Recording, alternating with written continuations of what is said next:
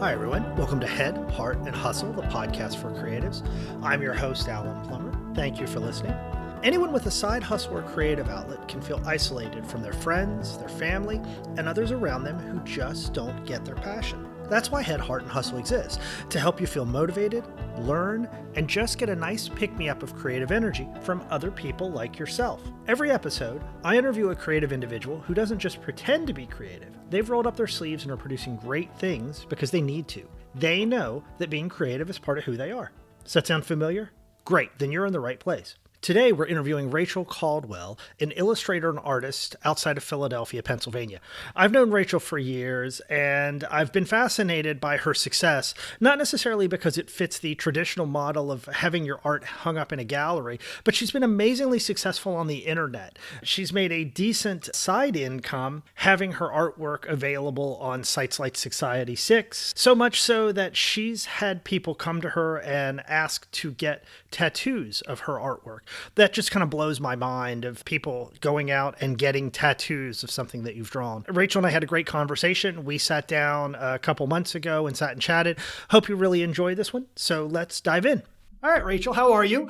I'm fine, thank you. How are you? I'm good. Thanks for doing this. Of course. I think we've rescheduled multitude of times. Under 10. But that's good. That's Yeah, good. still good. So I'll just start off by saying we are hunkered down in a conference room on a Friday afternoon, I guess in late April. Mm-hmm. I think you've been on the list for people to interview since I started this, like last year. You are a very busy person. We're both busy, but you especially. So thank you for making time to do this. It's been quite a while. As you know, I like to start off by asking people to introduce themselves rather than have everybody hear me talk about you. Why don't we start off and have you just tell people who you are and what you do? My name is Rachel Caldwell, and I am an art director / creative director. I'm also an artist in my own right. I'm an illustrator. I do a lot of pen and ink drawings. Mm-hmm. And I'm a mother of one, and I live in southern Pennsylvania and with my husband and son, who's 10. Nice. Now, you come from an artistic family. So when you say Mm-hmm. you're an artist and an illustrator, one of the things I always ask about is their people's childhoods, Mm-hmm. right? And how they kind of become creative. You certainly came by it honestly, right? So you've been creative. Mm-hmm. I think I'm going to guess, from my understanding, from a young age, right? You kind of grew up around that. Yeah, I had a very heavy influence in my life, which was my father. Yep. He actually, until the age 39, he was a CPA, a certified public accountant, and had his own business for quite some time. But his artistic background got the better of him finally when one of his clients couldn't pay him for his services and paid him instead with oil painting lessons. And so after several months of painting, he realized how much he loved it and how good he was. Right. And so he never went to art school. Wow. And now he's a very well-established artist, Edward Gordon.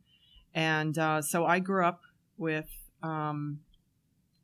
first this sort of conservative accountant influence, but very quickly he got into art, and he had a studio at our home. Right. I grew up in New Hampshire, and so he was always working on something amazing. He does a lot of exterior realistic paintings of barns and things along those lines. So yeah. And I didn't know. I didn't even realize that. I was talking to our friend Meg, who of course I had interviewed for this as well, and she had mentioned about your dad. I had no clue. Googled him and was absolutely floored. Had no idea. A lot of people compare him to Andrew Wyeth. Yeah, that was and my of course first thought that's when I one saw of him. his idols, obviously. Right. And he doesn't paint with egg tempera like the Wyeth, work is, but he really is into realism. So depicting things that are real and believable, and even more believable in a painting than in a photograph. So he'll take 300 photographs of a scene, and then he will actually correct the distorted perspective that you'll see in photographs. He'll correct it for his painting, so the painting feels even more like real life. Oh, wow. He removes all that distortion. That's awesome. With angles and stuff. That's awesome. Now, so what was that like, kind of seeing as a kid, seeing your dad move into that and kind of shift into that? did you naturally kind of start to draw, or were you just, is it one of those things that you were kind of immersed in it and so that became part of who you are? Or did you do other things besides drawing and illustrations when you were young? No, it was always in him. I mean, he was always very creative and artistic, and he designed and built this home that we lived in. Oh, wow. You know, he was always amazing with woodworking and architecture and design and even doodling. And he did things with his high school yearbook where he did doodles and things, and they got published. And so he always was extremely creative. But for me, I think starting at the age of 2, I just love to draw. And drawing really is the basis for all the art that's in the world, you know, even sculpture, you know, people sketch. And so, you know, for me, it was just a lot of drawing and dogs and princesses and, you know, so I was always also making crafty things as well. And even, I actually grew up, we started out in northern New Hampshire when I was around 2. That's when we moved to New Hampshire from Pennsylvania. I was born in Pennsylvania. Very quickly, though, we relocated to New Hampshire. Okay. And in northern New Hampshire, the temperatures are very, very cold. And my sister and I would go out into the snow and make ice sculptures and things like that. And we were just always doing creative, crafty things. Right. But mostly for me, it was just drawing. Yeah. It sounds, I mean, you've heard me talk about my son. It sounds really familiar to kind of where he's at this point, right? Yeah. He's constantly drawing and the same types of things. And everything to him is material for him to create or work into stuff. And now I start to see him take things and it's like, no, don't throw that paper towel away. Right? Oh, like, yeah. No, I need that. You know, we joke that it almost feels like a bit of hoarding, but everything to him, right, is this kind of catalyst or material that he works into stuff. Right. For the first time this year, we had to do sculptures. I don't know if you remember, but you know, the kids get into elementary school, right? Obviously, and they have to do all those displays and everything else. I don't remember this being a thing when I was a kid, but the leprechaun traps that you do for St. Patrick's Day. Right? Yeah, my son had the same project. Same project, right? Yeah. So my son's in kindergarten, we're doing that, and it was fascinating to kind of watch him. Yeah. And to take him into like a craft store and have him pick that stuff out and everything and start to do it. And literally the attention to detail that he was putting into that. Like he was more concerned about it than I was, right? Like as a parent, I'm type A to an extent, but I'm kind of like, all right, good enough. He's like, no, you know, and like a sense of balance. And it was really funny. Even to the point of where we would like start to get the string tied in and how to hold it. And should you put it this way or that way or everything else? Yeah.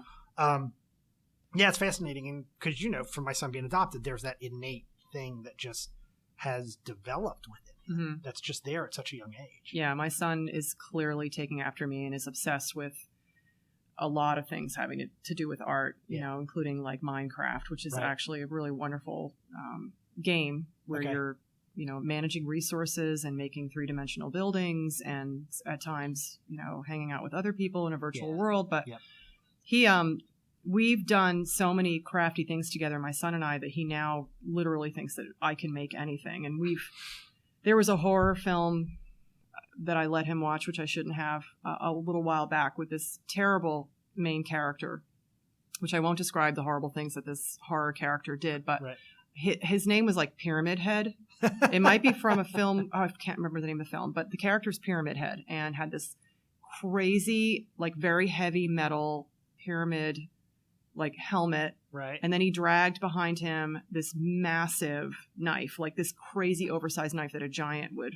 We built it. We built the entire thing, and we got special spray paint to make it look like metal. We made the bolts. I mean, everything. And then my husband came home from work one day, and my son was sort of like traipsing through the house wearing this massive, very freakish looking triangle shaped, pyramid shaped helmet, and then this giant knife thing, and we just recreate things all the time and, you know, make stuff. And, you know, a couple years ago, or maybe like a year ago, after we made that pyramid costume, my son said one day, he said, "Can we make a piano out of cardboard?" And I said, "I don't think we can." He said, "No, we can do that." I said, "No, I think a piano out of cardboard would be really difficult, you know, 88 keys." And so. My version of that is Marcus had a similar thing where he wanted us to make a Halloween costume out of pink, not crepe paper, but like tissue paper. Yes. And he's like, just Whoa. make it out of pink tissue paper. And I'm like, Anything's Marcus, possible. I'm pretty sure we can't do that. You can't do that. He's like, sure you can, Dad. I was like, all right, then how do you suggest I do it? I swear to God, Rachel, this is what he said. How do I do it? He's like, look it up on your phone. Your phone knows everything. Oh, right. He was dead serious. Google. Essentially, he was like, Google it. He was like, all right, well, you got me there. Couldn't find it. But that was, yeah. That's pretty awesome. And there's a certain thing that's like, part of me is like, the adult in me is like, oh my God, making a piano out of like cardboard is insane. But then there's kind of like, part of me is like, I kind of like to see if somebody would have done it. How did they do it? Yeah. Right? What do you take guitar strings and kind of like it's way too much? But, I don't know if you wanted music to come out. Right. Even just constructing it physically, I thought was just sort of you too should have much. started. Let's start with the guitar. You got a shoebox? Let's start with the guitar and some rubber bands. Right, Let's go there exactly. first. That's awesome. So what advice do you have? And this is purely for my own self-interest, right? We've talked a little bit about, you've heard me talk about my son and kind of his creative abilities. Mm-hmm. I always ask when the person I'm interviewing is a parent, what advice they have for parents who have creative kids and kind of tend towards that. How do you help foster that and nurture that in kids? Well, if you have it in you, it's much easier because you can sort of entertain all their wildest ideas and dreams around building and making things. Right. But if you don't have an artistic quality to yourself, I think it's really important. Encouragement is really, really important, and it's really hard. Sometimes I think even with boys, it might be especially hard.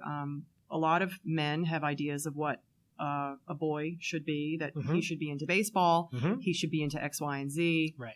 And our son is inclined to sports, but is much more inclined to the creative arts. Yeah. And so, that's been hard for my husband, I think. But I think but equally important over time, we, he's come to sort of recognize that we have to, be thankful for the gifts that he does have and not sort of wish he was, interested in something different.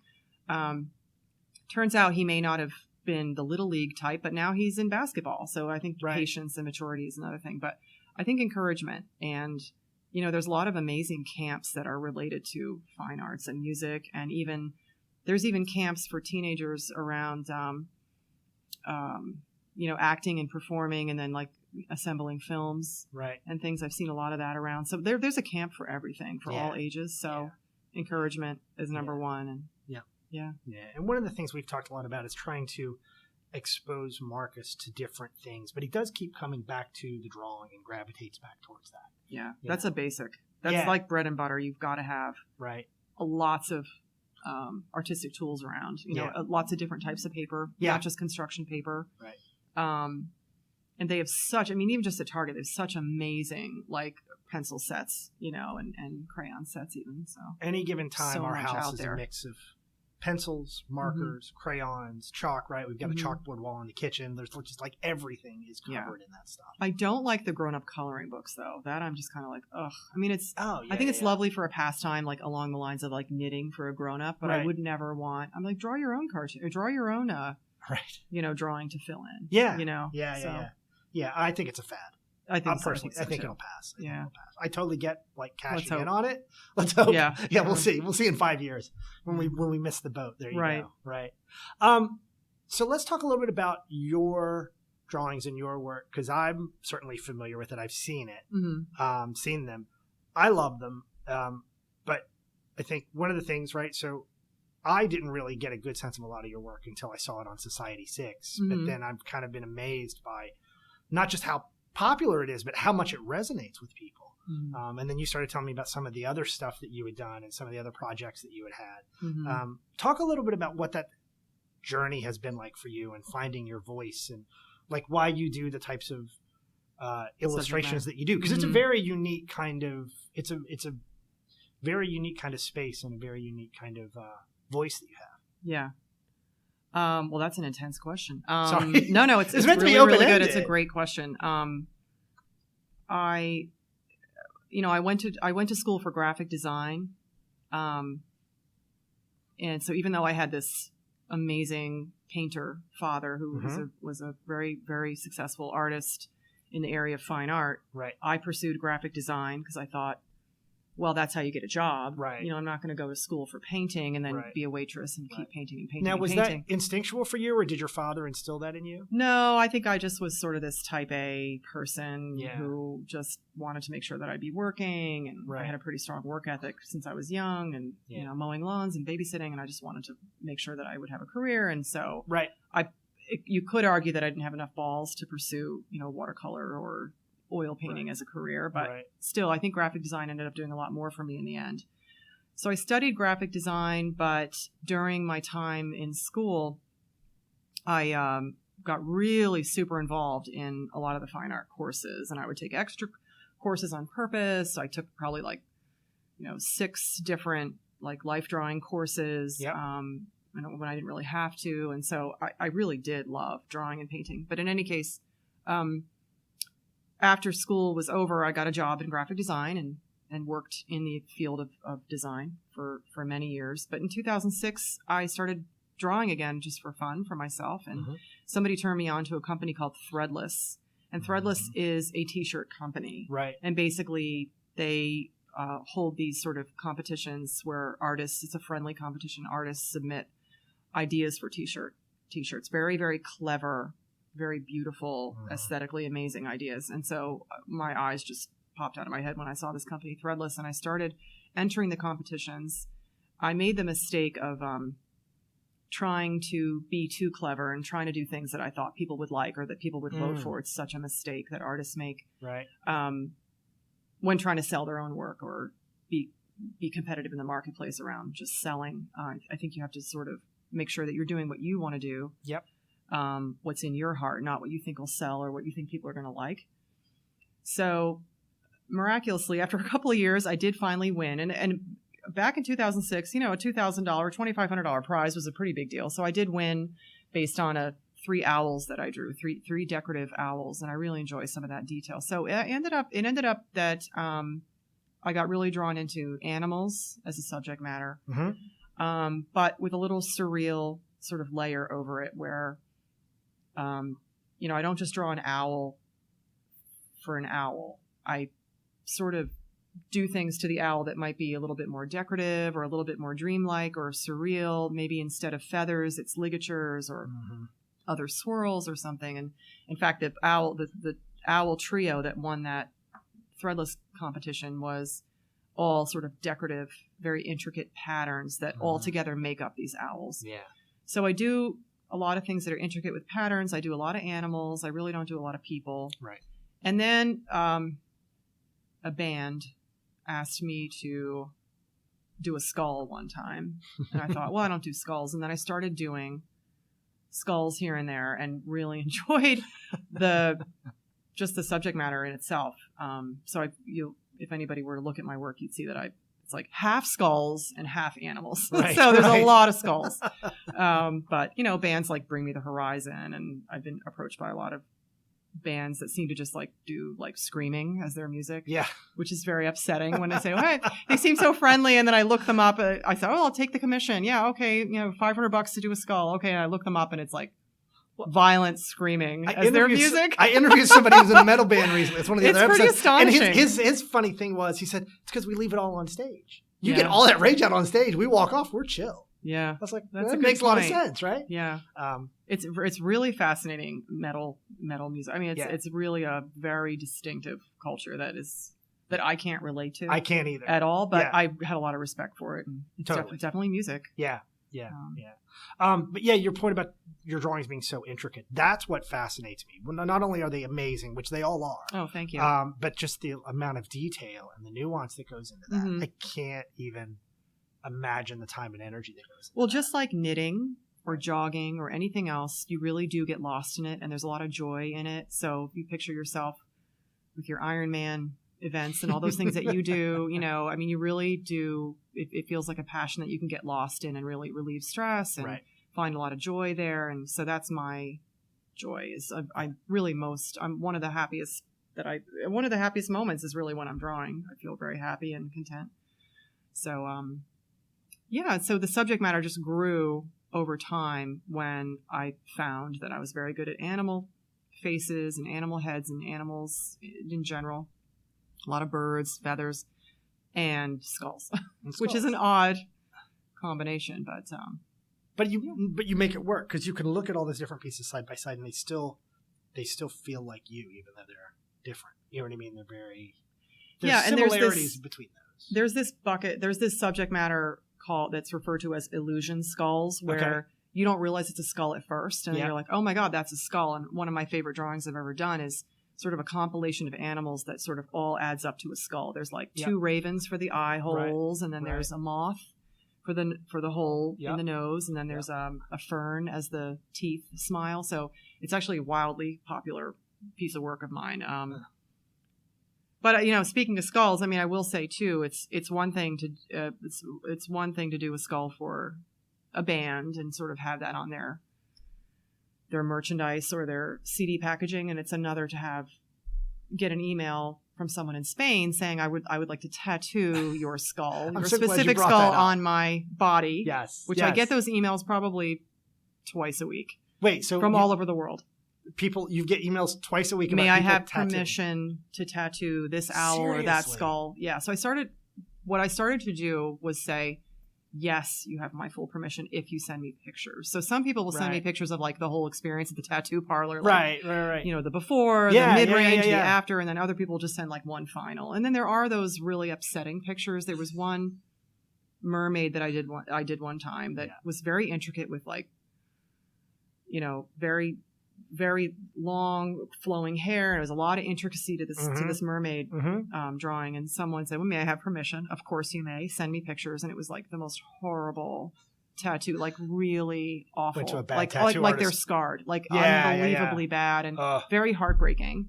So now I not only say I need pictures, I say, are you going after a very, if you're not waiting 7 months for your appointment, right, you're probably seeing the wrong tattoo artist. Yeah. So please do right by your body and find a good tattoo artist. That's dedication. That's impressive. Like I remember you showing me a picture of somebody getting a tattoo a couple years ago, and I think it was somebody who was on the shoulder or the bicep. And that floored me. And I told you when we were going to talk, I wanted to bring that up because this is just so mind-boggling to me. That's awesome.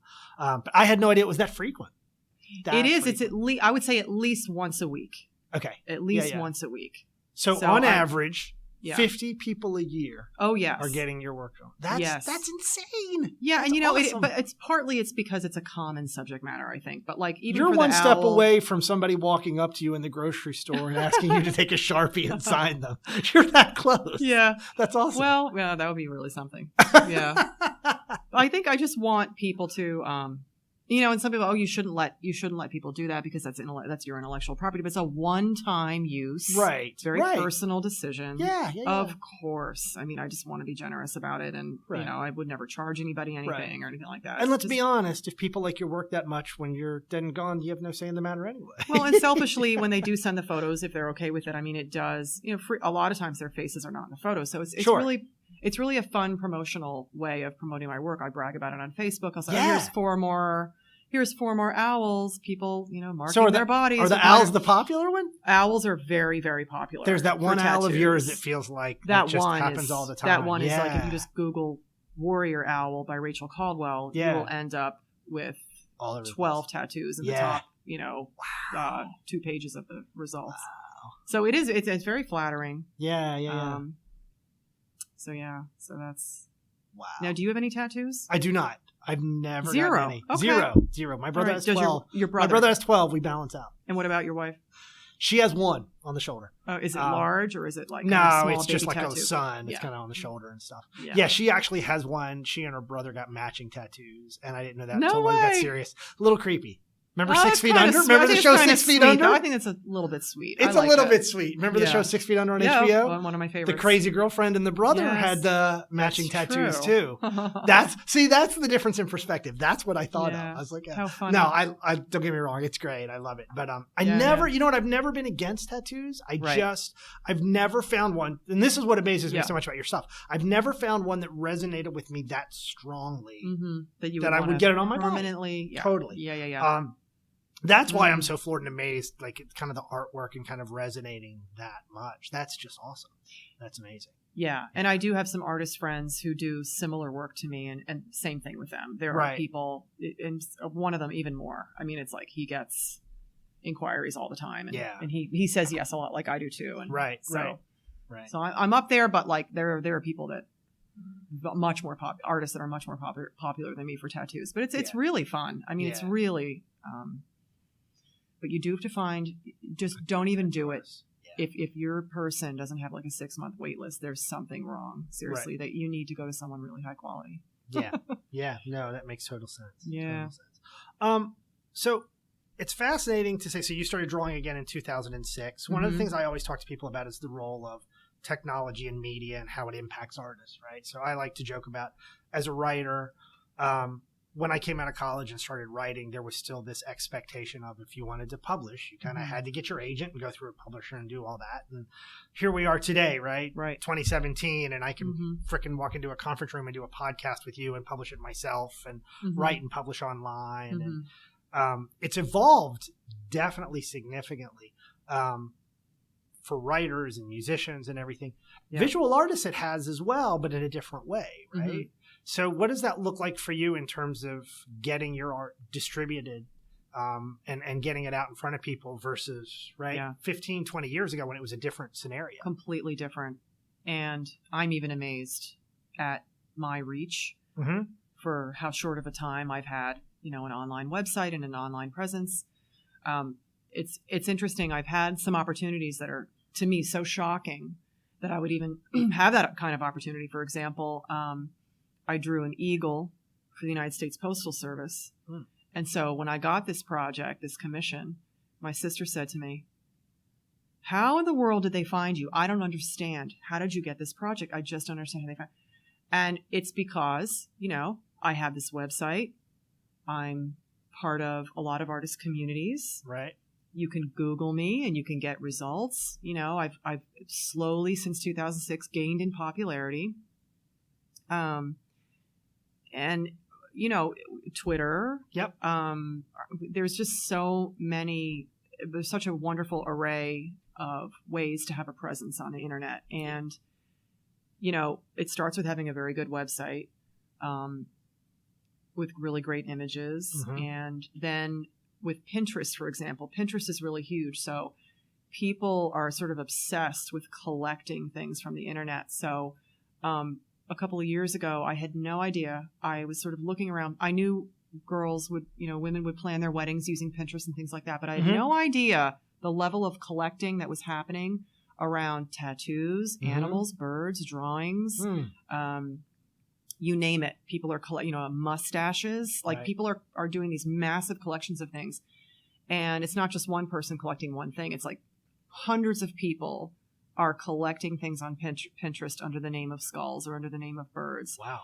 And so many times over, hundreds and hundreds and hundreds of times over, you'll see like just one of my drawings in like a bunch of people's collection, hundreds of people on Pinterest are collecting things. And so that kind of collecting and sharing has helped me quite a bit, I think, and has caused me to be pretty high on the Google results for owl tattoo, owl drawing. I'm way up there. Many times if you do it like you do it tonight, I could be like number one for owl tattoo. One of my drawing is the number one result. And that's worldwide. I mean, that's insanity. Yeah. Yeah. So if this were 20 years ago, we wouldn't even be having this conversation. Right. So it's pretty incredible, the people who find my drawings. And for you kind of having projects. And for you having that reach, right? And in all fairness, I do have to say, we both work in marketing, so we've kind of got that brain to kind of think that way, right? So it's very easy for you and I to sit here and say, oh, yeah, that's what you do. But in all fairness to people, both of us do it for a living, so we've done that professionally as well in different ways. Do you feel like as an artist that that's a time commitment for you? Was there kind of a learning curve around that, or is it just part of kind of, you know what I mean? Like sometimes there's the creation process, and then there's almost, I feel like this is a bad term to say, but there's almost like this self-promotion process or awareness issue that comes with it. Did you have to consciously kind of flip that switch? Was that kind of a learning for you, or did it just come natural?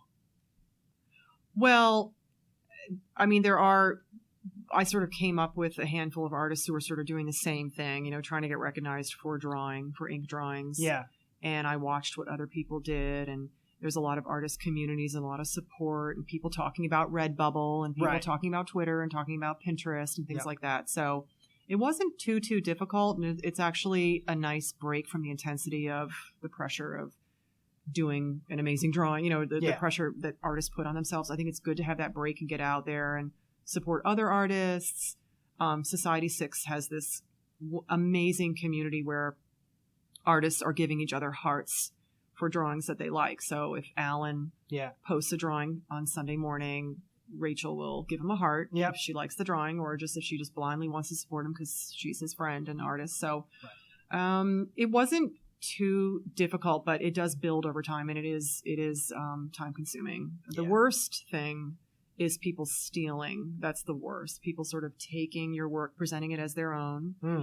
And I do have lawyers now that I work with that specialize in intellectual property, and it's very exciting. And I'm so thankful to be working with them. I'm just on the verge of really what's going to be involved in defending my work. And it's pretty fascinating how intellectual property works. But the downside of being the number one search on owl tattoos, for example. To totally be honest, it's very, very difficult. And a lot of it you have to let it go. Like, for example,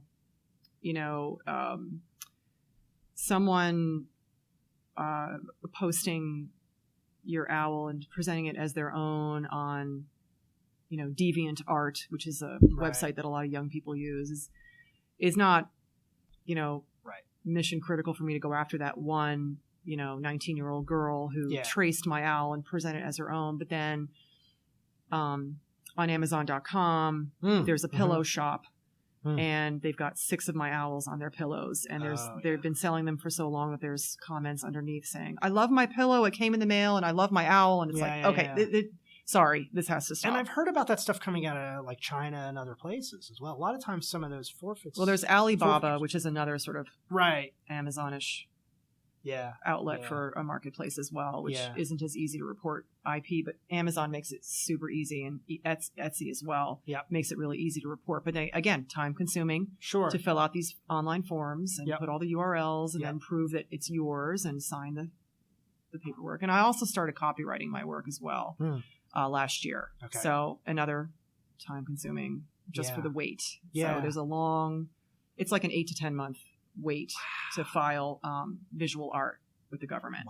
Yeah, they're really backlogged. I don't know what's going on, but where's my copyright? So it's really important. And musically as well. I have a friend who works here who's a musician who has copyrighted his work from day one, and as it's important. Same kind of thing.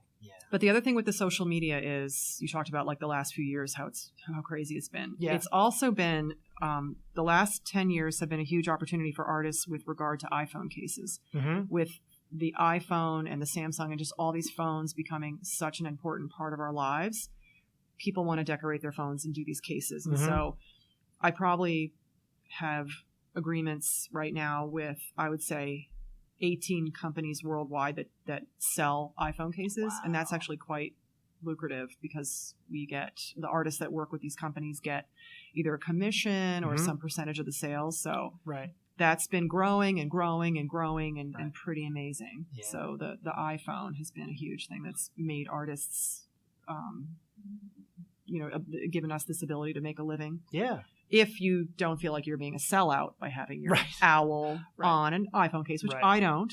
And I think, I think it's wonderful. I mean, I come back to it, and I joke about this. I said the whole point of creating stuff in my mind is to share it with people.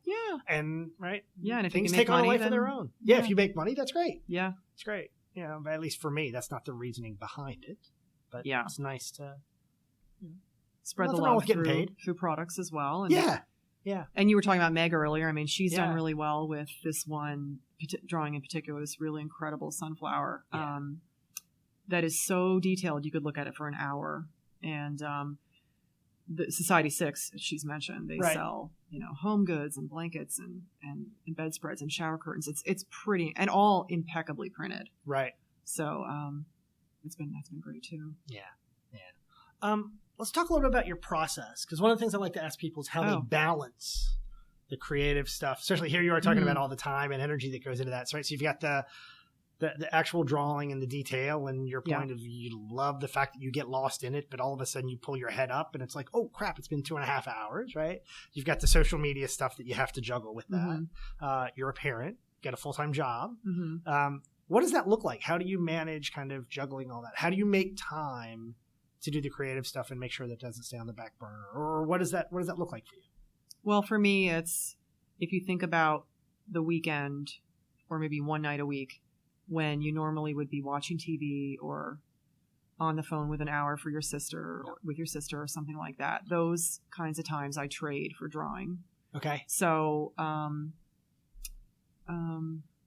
I could be watching the Eagles game with my husband or renting a movie on Comcast or going to the movies, right? But I'm drawing instead. And typically I'll spend, a lot of people who do ink drawings, quote unquote, the new thing is really to draw on a tablet with a pen.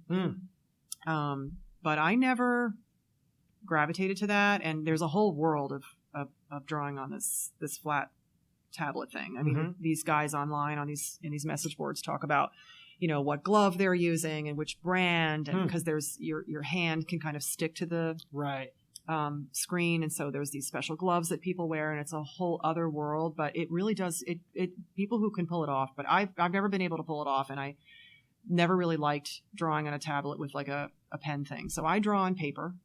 It's French paper that's been cold or hot pressed to be really, really tight so that the ink can hold out on it and not sink in like watercolor paper is really toothy and the ink will sink in. So I work on really fine paper with ink and scan it in, and then I digitally color it on the computers. But the original drawing is done by hand on paper, old school. And then, once it's scanned and it's colored and it's finished, then starts the, distribution of it. So usually I'll go to social media first and say, new work. Here's some new work, and then I eventually make my way around to those 18 companies that I work with and provide it in 50,000 different formats to, 8 countries. And then from there, start planning the next drawing. So, but yeah, I'll spend probably, I would say 2 to 5 hours on a weekend just on the drawing part. Okay. And then I'll spend probably the following weekend with the distribution, social media part. So that's crazy. But I could be watching a movie. I could be watching Real Housewives. I could be doing a lot of other things. But frankly, I have to really be in the mood too. If you can't force it, so you can't be exhausted. You can't be in a bad mood. So I've found, at least for me, that a lot of times, it's working in the evenings for a couple hours after Marcus goes to bed.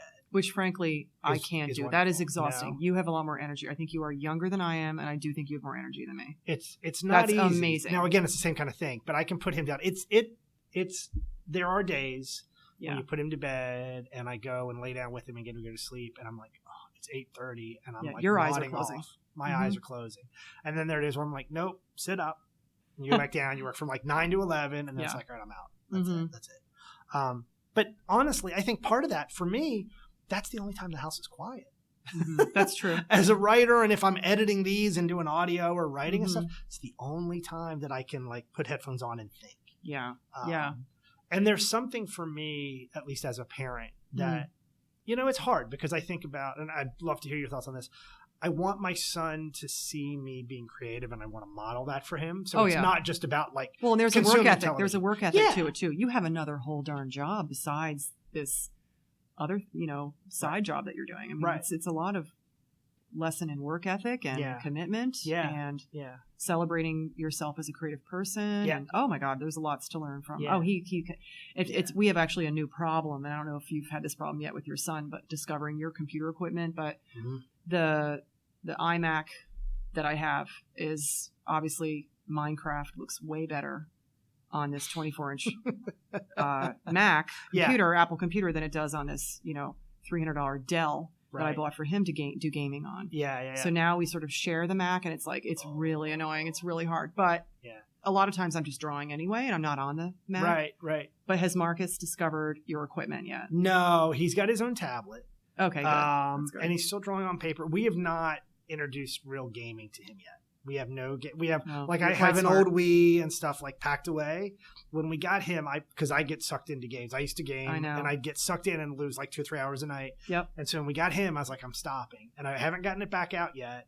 And it's funny because even my wife Sarah's like, I think it's time to introduce Marcus to video games, and I'm like, pump the brakes. I was like, there's no going back. Like, you know, You're very smart to hold on. I'm like, I don't know. Mhm. I don't know. And you know, it's funny. I say that, like, he's got a Kindle. And so Right. he likes to use it for like Netflix and watching shows or stuff when he can't get the TV. Perfect. Or road trips, which is fine. Mhm. And then he plays some of the little downloadable games, but they're like the flat 2D kind of games. That's cool. Which is fine. Yeah. Totally fine. Mhm. But what's interesting for me is, so I want him to see some of that work ethic and stuff, but at the same time, there's a little bit of guilt because you're in front of a computer all day. This stuff requires me to be in front of a computer, you know, versus a pen and paper or anything like that. And so part of it to me is there's that perception of working versus does Marcus fully understand that when I'm doing this, I'm in front of a computer, but I'm actually being creative versus like, oh, he's paying the bills or he's reading something or whatever. Yeah. That goes hand in hand with me being conscious of how much I use my phone in front of my son too, and not being like glued to that all the time. Yeah. I don't know. Wow. I'm You put some oversensitive. serious thought into that. I That's do. amazing. And it's not intentional. I think it's just because of doing the social media stuff. Yeah. I'm just much more cognizant of it now than I used to be. I don't know why. Yeah. I don't know why. That's wonderful. I just am. So what do you think has been your greatest creative success, or what are some of the things that you're most proud of that you've done? Wow. Well, you know, early on, right around 2007 or 2008, when I did those owls that were very intricate and had a lot of pattern involved and a lot of intricate details, and won that contest, that was sort of the beginning for me of knowing that people liked things that were intricate and had pattern. I drew a guitar shape. I drew actually a Fender guitar, completely made of very intricate swirls and patterns. And a friend of mine said, why don't you send that to Fender? And I said, why would I do that? And they said, well, I know who the VP of marketing is at Fender. I just went to a conference. This is a marketing friend. Our marketing friends. You should really send that. You can send it to him. He's in Arizona or whatever it was. Right.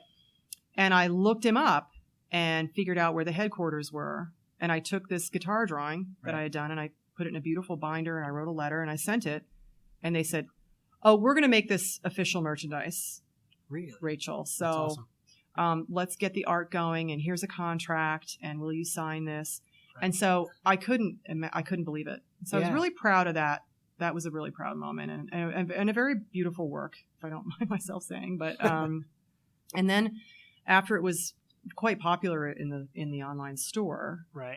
They decided to do a deal with the House of Blues, and so then it became this official House of Blues shirt for like 2 years. Yeah. So it got a lot of longevity, and that guitar image hung around for quite a while. And what's really interesting is right before I sent it to Fender for consideration, if you will, which is almost like a cold call. Yeah. Right before that, I almost entered it into this really chintzy, stupid T-shirt contest for some dumb website, not Threadless, some stupid chintzy startup website, and I probably would have won the contest and gotten like $100. So, thank God, because then that became bragging rights of, you know, wow, this is one of my clients. This is a client now. Yeah. Then I ended up doing like 3 more. That's awesome. Serious works for them. That's awesome. And so I think the Fender work, you know, I don't work with them anymore. That relationship kind of ended when one of these, when my contact left. Okay. She was head of merchandising and then she left and then a new person came in and for one reason or another. Sorry. Yeah. So the Fender work and like the Eagle for the U.S. Postal Service, that Eagle was actually for like this huge offsite for all of the postmasters to go to in Florida or something. So it was used on like a gift and it was used at this really important event to talk about the future of the Postal Service or something. Right, I don't know. Right. So, I thought you were going to tell me you ended up on a stamp. I'm going to go home and look at my stamps and see. I only wish. That would be awesome. No, that would be insanity. Yeah. Yeah, that's pretty phenomenal. And one of the things I love about that it reminds me of a lot of the things that I kind of hear echoed in a lot of this is this kind of revelation of the fact that no one's going to give you permission. Right. Mm-hmm. So like your whole thing about Fender and the hesitancy there to kind of send it over, and you're going to be like, go ahead and do it. Mm-hmm. And kind of that ability to almost to cut through the clutter or the surprise, to your point, that comes out to be like, oh, wow, it just like, not that it's that simple, but sometimes it can be, you know? Yeah. And the joy in that is that I drew that not even thinking of Fender. I drew it because I felt like drawing it. I drew it for myself because I thought it would be good and I thought it would turn out well, and it was what I wanted to draw. I didn't draw it for anyone. Right. I didn't draw it as a commission or because I thought Fender would buy it. I drew it because I love music and I wanted to do something else intricate like the owls, and there it went. So it was amazing. Do you usually do you do any kind of commission work like that, or do you usually kind of? No, I do a lot of commission work. Do you? In fact, I just completed probably one of the hardest projects I've ever worked on in my whole life, and a project that I didn't even want to take on, which is a pop-up book for children about the anatomy of the body. Oh. So, you know.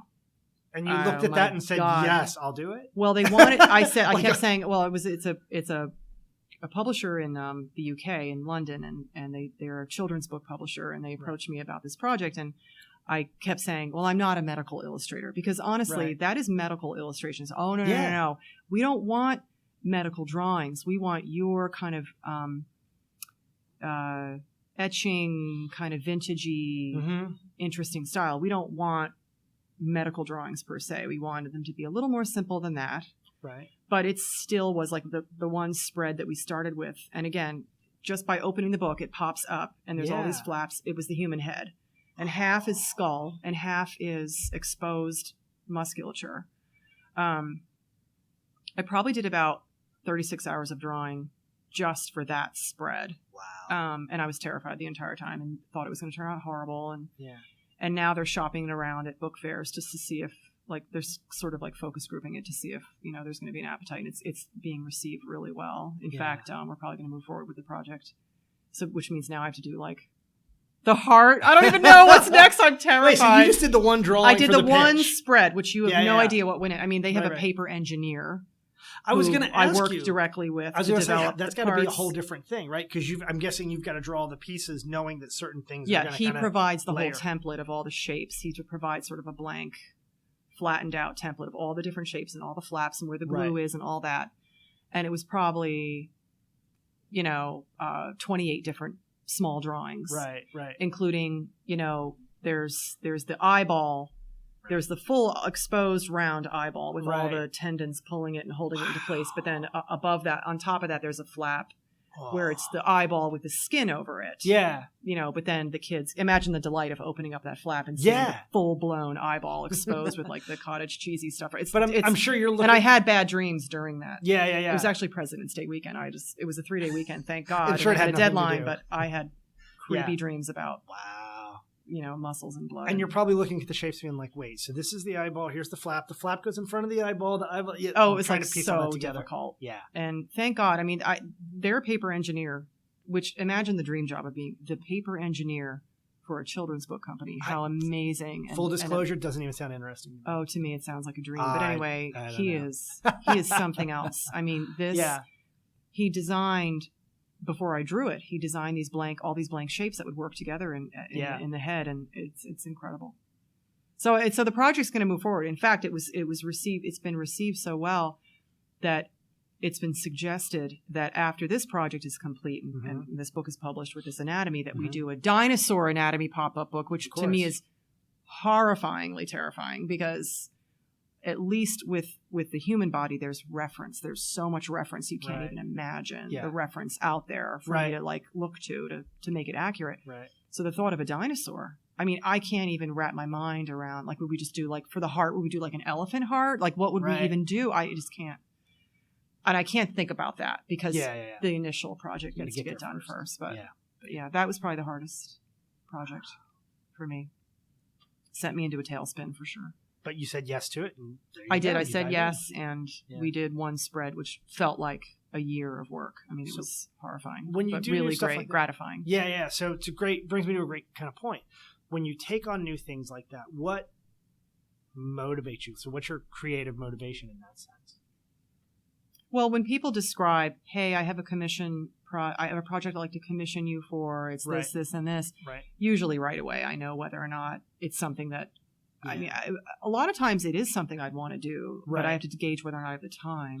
But because they found me based on my style, so they want Right. something in my style anyway, so But usually it's a project I want. I guess but what I I'm don't. saying is this is so different and outside the box, right? And I mean, just The not anatomy thing? just commission work, but in general, right? Mhm. I think it's real easy for artists sometimes to kind of fall in a rut and repeat Oh. themselves. You know what I mean? Right. And then there's that ability to kind of stretch and kind of when you're trying something new like that, commission aside, right? Is it kind of the learning the new thing? Is it the fact that, okay, it's a pop-up book, I haven't done that before? Is it kind of, I haven't drawn this particular animal before? Like when you start to kind of find new things and stretch a little bit, what's that motivation like for you? I think, any illustrator would say yes to probably any children's book. I mean, that is just the most amazing opportunity that anybody could probably ever think of, besides doing like an illustration for the cover of Time magazine or the cover of Rolling Stone magazine. It's right up there though. Yeah. With those dream scenarios. But again, it's not that many of the commissions feel like stretch work. It's just always, that's a little bit different. I had a band come to me last year and they wanted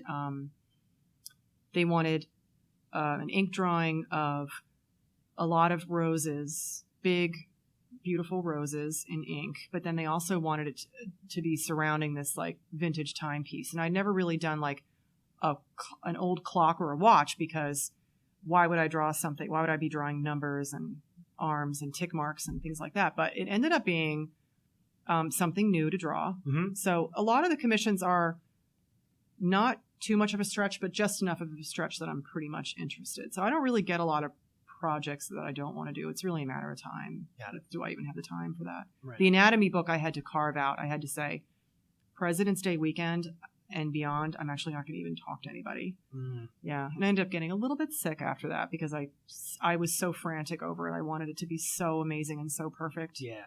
I didn't want to squander the opportunity. Yep. So, but yeah, I mean, and then the bands, the metal bands and stuff, a heavy metal band from Germany wants a skull, but they want all this violence around it or something violent with it or a girl in a bikini laying over it. No. So I'm not going to be promoting violence per se. Right. I think skulls are more about, I actually don't think skulls are morbid at all. I think they're just sort of this fascinating thing that people love to look at, and its volume and its shape, and it has amazing shadow on it, and we all have one, and everyone is different. There's an organic element. Yeah, and like even in all your drawings, they have that kind of sense of it's real organic components. Yeah, and it's bone, and it's just sort of sculptural and amazing. But as soon as you want to add like a knife sticking out the top or blood or like a rat, it's not.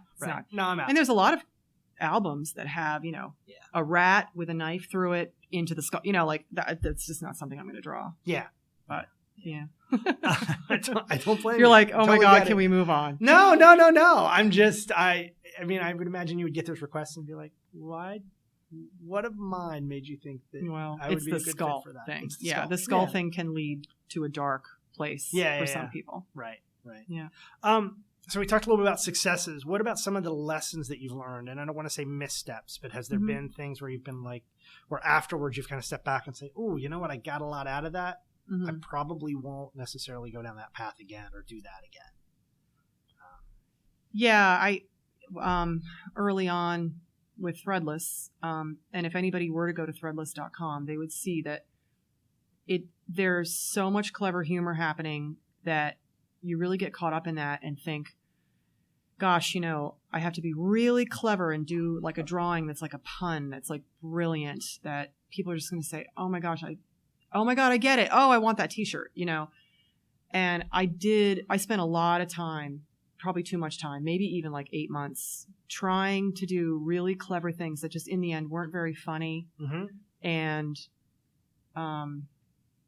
I did something with a mullet that like was not funny at all. Like something to do with a mullet. I can't remember what it was, but I drew a mullet. I don't know. I spent a lot of time trying to be clever because I wanted to be part of that Threadless community so badly. And really all I had to do was be myself all along and draw what I wanted to draw. Mm-hmm. So, as soon as and it's a really cliche thing that artists say, and even for writers, write about what you know. Yeah. Draw what you want to draw. Don't draw what you think other people are going to like. It's so true. Yeah. It's so true.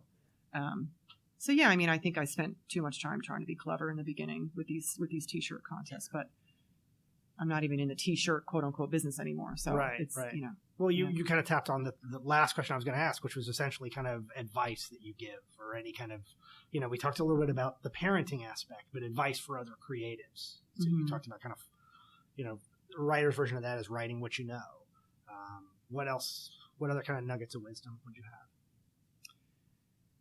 Yeah, I think, again, with creativity, if your work is not resonating with people, people get into art for lots of different reasons. Some people get into it because they want to be known, or they want some kind of fame with their art, and other people get into it to make money.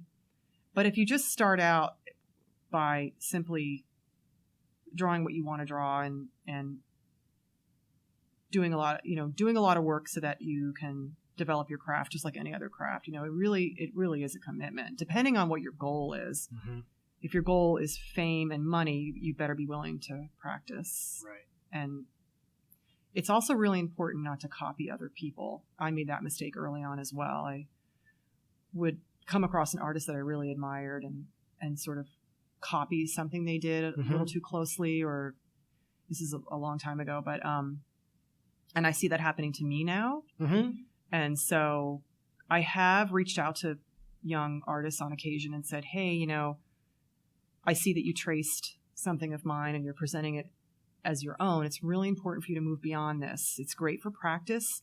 And it's okay that you do it, but you shouldn't be posting it. Mm-hmm. It's great for learning. But I just think that you have to be willing to also work with the haters as well, because there are people that will resent you for your success and try to hurt you. I've gotten awful emails from people who claim that one guy wrote and said that my one really popular owl, the one that we say is one of the top Google results, that was his owl, and that I copied him. So there are very strange people out there, really creepy people. You kind of just have to rise above it and just keep your eye on the prize and do it for the right reasons, that, it's just for the joy of doing it as your hobby. Yeah. So. Well, thank you. I think it was great. I appreciate it. The last thing I always ask is, then you get to essentially plug yourself at the end and say where do people. Wow. So I think if people haven't already, I would imagine those people are listening to this, if they're smart, they've probably already gone and Googled owl tattoos. Oh. I'm going to assume that they have. Yeah, you could. But if people actually want to find your stuff, what's some of the places you could just Google Rachel Caldwell, and you'll come across companies like Society 6, Threadless, a number of iPhone case companies. My own website. To your credit, you're not hard to find. No, it's not. It's not hard, and I've worked really hard to get to that point. And it's a really great place to be. But thank you. Well, this was really fun. This has been fun. I appreciate it. You're welcome.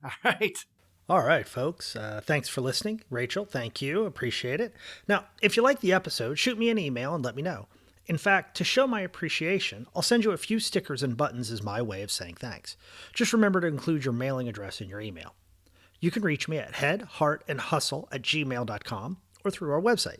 You can also get email updates from us, which are fairly inconsistent depending on how busy my life gets. Visit headheartandhustle.com/newsletter to sign up. Remember that you can find us on the web at headheartandhustle.com, as well as social media. We're on Twitter, Facebook, Instagram, LinkedIn, and Google+. The logo for the podcast was created by Meg Shearer.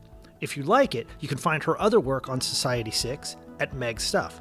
The music you hear each episode was written and performed by the band Starch to Sugar. Check them out at starchtosugar.com or on Facebook. Lastly, if you're interested in being interviewed for a future episode, send me an email at headheartandhustle@gmail.com.